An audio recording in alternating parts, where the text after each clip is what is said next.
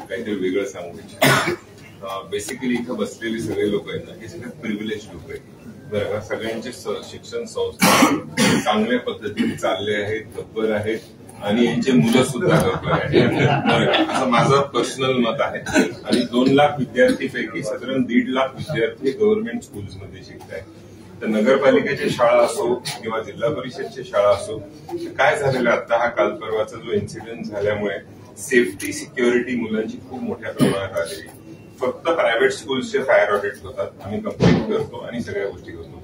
आम्ही छोटासा सर्व्हे केला दादा, एक साधं फायर एक्सटिंग्विशर सुद्धा एकही नगरपालिकेच्या शाळेत, एकही फायर ऑडिट नगरपालिकेच्या शाळेचं किंवा जिल्हा परिषदच्या शाळेचं झालं नाही. हे का आपल्याला सांगतोय, कारण हा जो गॅप आहे ना, हा रिच आणि लोअर्सचा तो खूप मोठा वाढत चाललाय. त्याच्यामुळे मला असं पर्सनली वाटतं का आपल्या काळामध्ये आपण जर काही याच्यासाठी बजेट काढलं किंवा इन्फ्रास्ट्रक्चर जर बेटर केलं गव्हर्नमेंट स्कूल्सचं, कारण त्याच्यामध्ये संख्या खूप मोठी आहे. आणि एक नाशिकला मध्यवर्ती सुंदर लायब्ररी दिली 30-40 हजार स्क्वेअर फूटची, जी 24 तास चालेल, इंटरनेट कनेक्शन बरोबर.